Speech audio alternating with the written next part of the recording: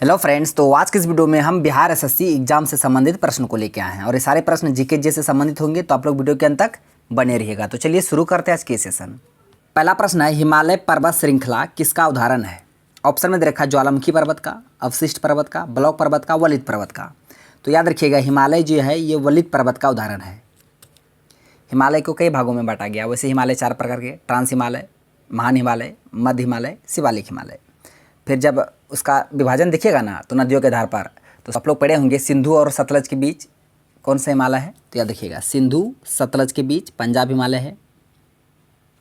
उसके बाद सतलज और काली के बीच कुमायूं हिमालय, काली और तिस्ता के बीच नेपाल हिमालय, तिस्ता और दिहांग के बीच असम हिमालय। आप इसे याद रखिएगा। हिमालय की सबसे ऊंची चोटी है माउंट एवरेस्ट, जो कि नेपाल हिमालय का पार्ट है। और माउंट एवरेस्ट को नेपाल में सागरमाथा के नाम से जाना जाता है। इसकी ऊंचाई है 8,848.86 सेंटीमीटर। तो सारे फैक्ट को आपको ध्यान में रखना है। तो हिमालय किसका उदाहरण है? तो वलित पर्वत का। नेक्स्ट है कि गुर्दे की निस्यंदन इकाई कौन सी है, यानी कि आपको यूनिट ऑफ किडनी बताना है, गुर्दे की इकाई। तो याद रखिएगा, किडनी की इकाई होता है नेफ्रॉन, किडनी की इकाई नेफ्रॉन होता है। न्यूरॉन ये तंत्रिका तंत्र की इकाई होता है, तंत्रिका तंत्र की इकाई न्यूरॉन होता है। आप इसे याद रखिएगा। प्रश्न आपको मिलान करना है, रोग है और एक तरफ रोग होने वाले कारक होते किससे हैं ये आपको बताना है और इसको मिलान करना है। जिस तरह बैक्टीरिया दिया है, बैक्टीरिया से क्या होता है? तो बैक्टीरिया से तपेदिक होता है। फंगस, फंगस यानी कवक से क्या होता है? दाद होता है, दाद, खाक, खुजली। उसका प्रोटोजोआ से कालाजार और वायरस इन्फ्लुएंजा। आप इसे याद रखिएगा। बैक्टीरिया से टीबी होता है, फंगस से दाद, उसके बाद कालाजार प्रोटोजोआ से और इन्फ्लुएंजा वायरस से। प्रश्न है, नूरजहां का असली नाम क्या था? नूरजहां, तो याद रखिएगा इसका आंसर ऑप्शन ए हो जाएगा, मेहरुनिसा। नूरजहां का असली नाम मेहरुनिसा था। आप इसे याद रखिए। आपको बताना है कि नूरजहां किसकी पत्नी थी, वाइफ किसकी थी।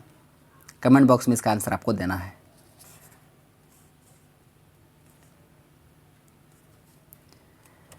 गुरु शिखर क्या है? बताना आपको, गुरु शिखर क्या है। ऑप्शन में रखा आंध्र प्रदेश का शिपिंग यार्ड, सिखों के महान गुरु, हिमालय में एक प्रसिद्ध शिकार स्थल, अरावली का उच्चतम शिखर। तो याद रखिएगा, गुरु शिखर जो है ये अरावली चोटी का उच्चतम शिखर है। आप इसे याद रखिएगा। यह है कहाँ पे? राजस्थान में। कहाँ? राजस्थान में। और विश्व का सबसे प्राचीन पर्वत ये श्रृंखला है अरावली पर्वत चोटी, और ये राजस्थान में है। आप इसे याद रखिएगा। प्रश्न, निम्नलिखित में से किस युद्ध से भारत में फ्रांसीसियों के भाग का निर्णय हुआ था? फ्रांसीसी के भाग का निर्णय हुआ था किस युद्ध से? तो याद रखिएगा, इसका आंसर जो होगा ऑप्शन ए हो जाएगा, वांडीवास का युद्ध। वांडीवास का युद्ध 1760 में हुआ था, अंग्रेज वर्सेस फ्रांस के बीच।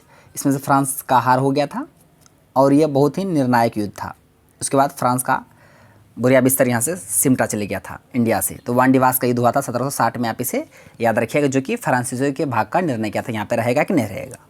और बता दें आपको, प्लासी का युद्ध जन्म भी करते हैं 1757, बक्सर का 1764 हुआ था।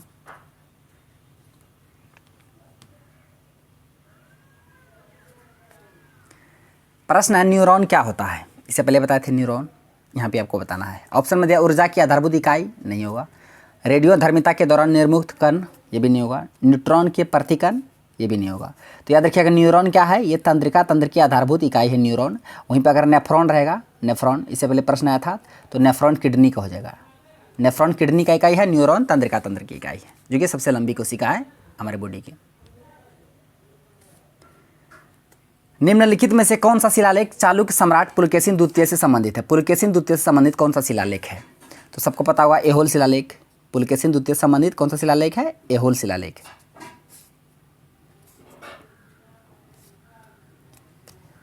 प्रयाग प्रशस्ति, समुद्रगुप्त कथा। आप इसे याद रखिएगा। प्रश्न है कि भारतीय संविधान की समवर्ती सूची की धारणा किस देश के संविधान से ली गई है?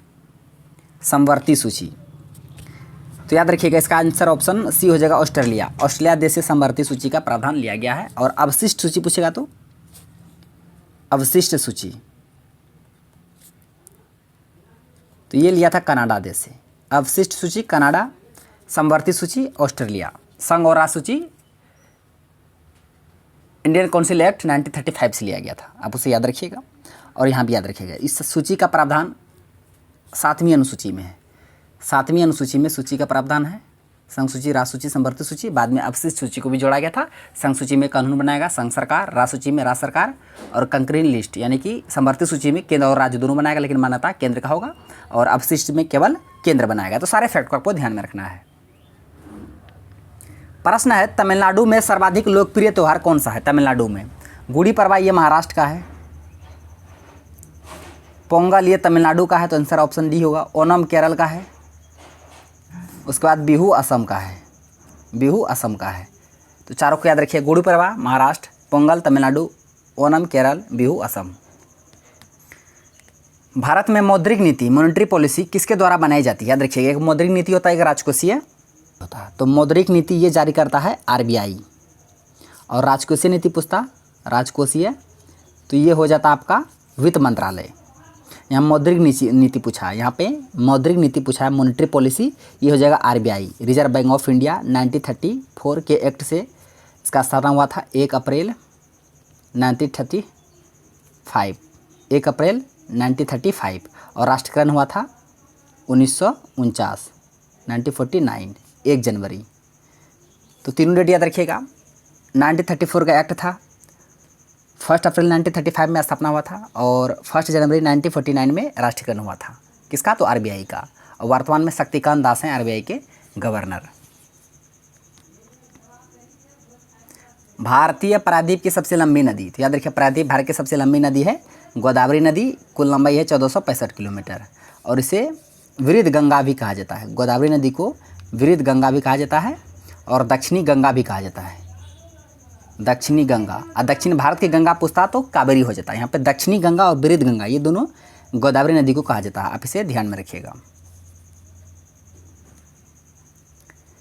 पदार्थ की तरंगे किस प्रकार की होती है? जो पदार्थ होता है उसका तरंगे किस प्रकार की होती है? ऑप्शन में देखा, डी ब्रोगली तरंग, विद्युत चुंबकीय तरंग, अनुप्रस्थ तरंग, अनुदैर्ध्य तरंग। तो इसका आंसर ऑप्शन ए हो जाएगा, डी ब्रोगली तरंग। प्रकाश की पदार्थ की जो तरंगे होती है वो डी ब्रोगली तरंगे होती है, आप इसे याद रखिएगा। विद्युत चुंबकीय पढ़े होंगे आप लोग, गामा किरण, एक्स किरण, पराबैंगनी किरण, अवरक्त किरण, दृश्य तरंग, ये सभी विद्युत चुंबकीय तरंग है। उसके बाद अनुप्रस्थ तरंग, प्रकाश एक तरह का अनुप्रस्थ तरंग है, और वहीं ध्वनि अनुदैर्ध्य है, याद रखिएगा दोनों, ध्वनि अनुदैर्ध्य है, प्रकाश अनुप्रस्थ है, और पदार्थ की तरंगे डी ब्रोगली है। भारत में अल्पसंख्यक अधिकार दिवस कब मनाया जाता है? अल्पसंख्यक अधिकार दिवस, तो याद रखिएगा इसका आंसर ऑप्शन डी हो जाएगा। 18 दिसंबर को भारत में अल्पसंख्यक अधिकार दिवस मनाया जाता है, इसका आंसर ऑप्शन डी हो जाएगा। तो फ्रेंड्स, आज का प्रश्न बस यहीं तक था। थैंक्स फॉर वॉचिंग वीडियो, धन्यवाद। अब मिलते हैं नेक्स्ट वीडियो में नेक्स्ट टॉपिक के साथ, तब तक के लिए जय हिंद।